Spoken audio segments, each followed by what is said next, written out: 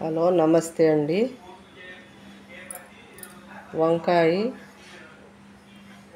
దోసకాయ, ఎండి చేపలు వేసి వండబోతున్నానండి. రెసిపీ చూపిస్తాను.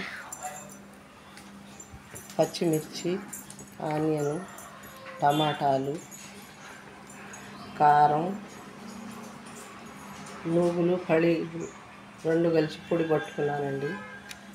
గరం మసాలా, సాల్టు, చింతపండు రసము చిన్నది, నిమ్మకాయ సైజులు తీసుకొని రసం పిండుకున్నానండి.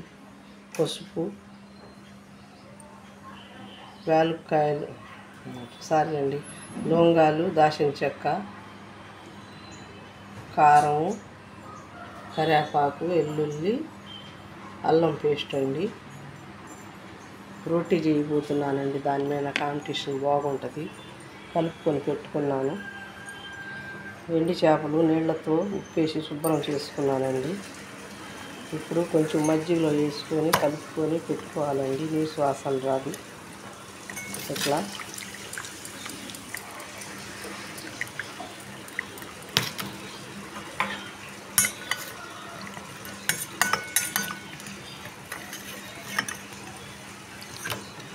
ఒక 5 నిమిషాలు ఉంచుకొని తీసేయాలండి.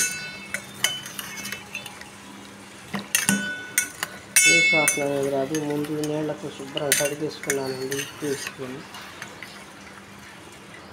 ఇట్లా బయటికి తీసేయాలండి.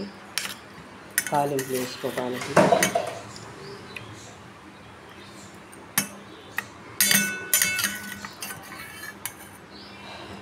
రోటి మీద చాలా బాగుంటుందండి. ఐటమ్స్ అన్నీ చూశారు కదండి.